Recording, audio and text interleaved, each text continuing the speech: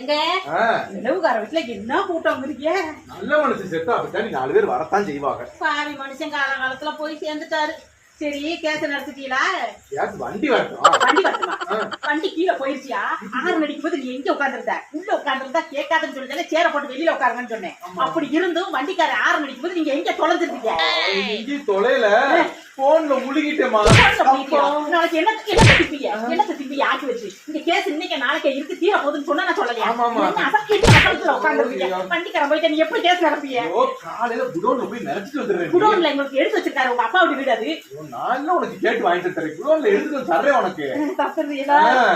தந்துருங்க. என்ன பொசுக்குன்னு கேஸ் அடிக்கிறது ரொம்ப சன்னபாடா இருக்கு. வாங்கி தந்துடுறேமா காலையில.